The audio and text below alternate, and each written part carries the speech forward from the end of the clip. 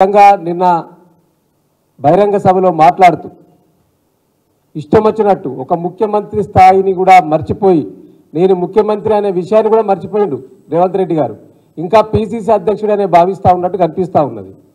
ఎందుకంటే వారి ప్రసంగంలో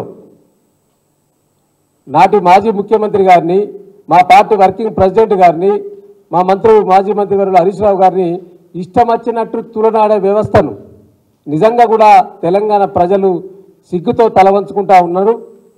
ఈయన ఈ రాష్ట్రానికి ముఖ్యమంత్రి చేసిండని వారంతా కూడా భావిస్తున్న సందర్భం. ఇవాళ మేము ఉద్యోగాలు ఇస్తూ ఉంటే బీఆర్ఎస్ నాయకులు శాపనార్థాలు పెడతా ఉన్నారు.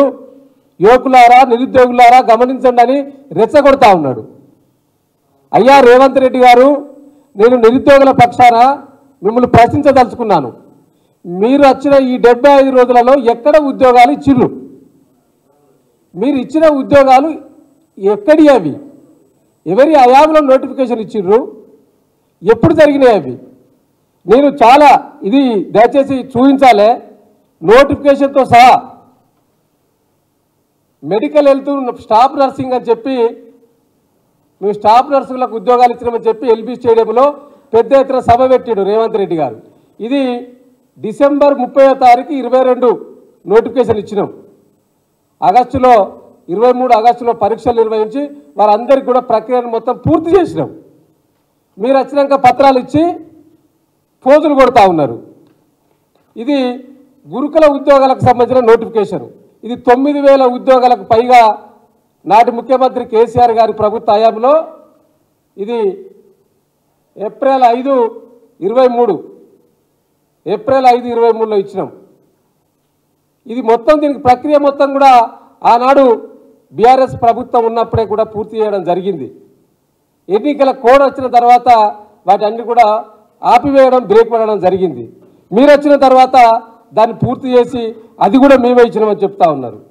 ఇంకోటి పోలీస్ రిక్రూట్మెంట్కి సంబంధించి దాదాపుగా 16,000 ఉద్యోగాలకు పోలీస్ రిక్రూట్మెంట్ బోర్డు మరి 25 ఏప్రిల్ 22లో నోటిఫికేషన్ ఇచ్చినాం ఆనాటి బీఆర్ఎస్ ప్రభుత్వం.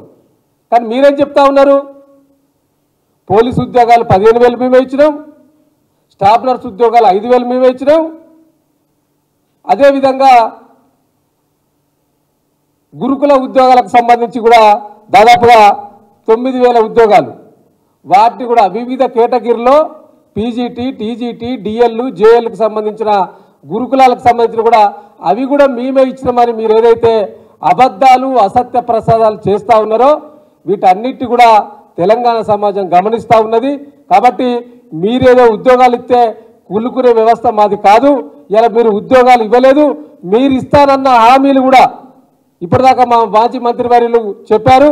మీరు ఇస్తారన్న హామీలు కూడా ఇలా అరకొర హామీలు, ఆ ఇచ్చిన హామీలను కూడా అరకొరగా ప్రజలకు అందించే దిశగా మీరు ఆలోచన చేస్తూ ఉన్నారు తప్పితే నిజంగా ఆనాడు ప్రతి ఇంటికి అర్హులైన ప్రతి ఒక్కరికి కూడా మరి గ్యాస్ బండ ఇస్తా అన్నారు. అర్హులైన ప్రతి ఒక్కరికి కూడా 200 యూనిట్ల పవర్ ఉచితంగా ఇస్తా అని చెప్పిండ్రు. కానీ ఆ నిజమైన అర్హులను కట్ చేస్తూ ఉన్నారు. ఇలా దానికి సంబంధించిన విధి విధానాలను కూడా ఇప్పటి వరకు సక్రమంగా ఈ ప్రభుత్వం రిలీజ్ చేయలేదనే విషయాన్ని ఒకసారి గమనించాలి.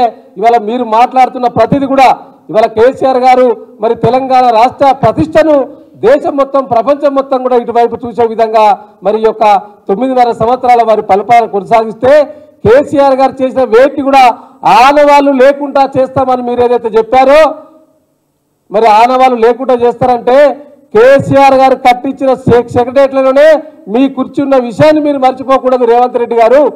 ఇది కేసీఆర్ గారు కట్టించిందే సెక్రటేరియట్, రాష్ట్ర సచివాలయం కూడా. మరి దాన్ని కూడా లేకుండా చేస్తారా?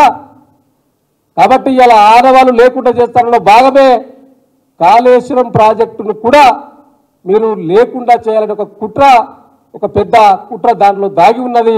దాన్ని మరి ప్రజలకు వివరించడానికే మార్చి 1వ తారీఖు నాడు చలో మేడిగడ్డ కార్యక్రమాన్ని కూడా బీఆర్ఎస్ పార్టీ తీసుకున్నది. కాబట్టి తప్పనిసరిగా ఈ యొక్క 75 రోజుల మీ పరిపాలనలో మీరు తెలంగాణ ప్రజలకు ఇచ్చిన ప్రతి హామీని అమలు చేసేదాకా బీఆర్ఎస్ పార్టీగా మీ వెంట పడతాం, ప్రజల పక్షాన నిలబడతాం, ప్రజల పక్షాన ఉండి మిమ్మల్ని ప్రశ్నిస్తామనే విషయాన్ని ఈ సందర్భంగా కాంగ్రెస్ ప్రజాపతులకు మేము హెచ్చరిక చేస్తూ నోరు దగ్గర పెట్టుకొని మాట్లాడాలంటే మీకంటే ఎక్కువగా మేము మాట్లాడతాం, కానీ మాకొక మరి గౌరవం ఉంది, ఇష్టం వచ్చినట్టు మాట్లాడొద్దనే ఒక ఆలోచన ఉంది కాబట్టి మేము నోరు పారేసుకుంటలేము. మీరు ఒక ముఖ్యమంత్రి హోదాలో ఉండి మీరు మీ పరిహారం మంత్రులు కూడా ఇష్టం వచ్చినట్టు మాట్లాడుతూ ఉన్నారు. జోరు జాగ్రత్త, లేకుంటే భవిష్యత్తులో తెలంగాణ ప్రజల ఆగ్రహానికి గురిగాక తప్పదు. మళ్ళీ ఇంకొకటి నేను పార్లమెంటు ఎన్నికల గురించి కూడా మాట్లాడారు రేవంత్ రెడ్డి గారు. దమ్ముంటే ఒక్క సీటు గెలిచి చూపించుండని రేవంత్ రెడ్డి గారు మా పార్టీ వర్కింగ్ ప్రెసిడెంట్ సవాల్ చేస్తూ ఉన్నారు. ఇలా మేము సవాల్ చేస్తూ ఉన్నాం బీఆర్ఎస్ పార్టీ పక్షాన. ఒకటి కాదు అంతకంటే ఎక్కువ గెలిపించి నిరూపిస్తాం, మీరు ముఖ్యమంత్రి పదవికి రాజీనామా చేయగలుగుతారా అని రేవంత్ రెడ్డి గారిని సూటిగా మేము సవాల్ చేస్తూ ఉన్నాం. మీరు ఒక్కటి కాదు అంతకంటే ఎక్కువ గెలిపిస్తాం. ఇలా మీరు అమలు చేస్తున్న 6 గ్యారంటీలకు సంబంధించి మరి ప్రజలను మోసం చేస్తూ ఉన్నారో ఆ మోసాలన్నిటి కూడా ప్రజలను చైతన్యం చేసి రాబోయే పార్లమెంట్ ఎన్నికల్లో తప్పకుండా తెలంగాణ ప్రజలు కర్రుగాల్చి వాత పెట్టడానికి సిద్ధంగా ఉన్నారు. కాసుకొని కూర్చోవలసిందిగా రేవంత్ రెడ్డి గారికి వారి పరివారానికి హెచ్చరిక చేస్తున్నాను. ఈ యొక్క అవకాశం ఇచ్చిన మీకు గౌరవనీయులు మాజీ మంత్రి గారికి ప్రత్యేక కృతజ్ఞతలు. Thank you.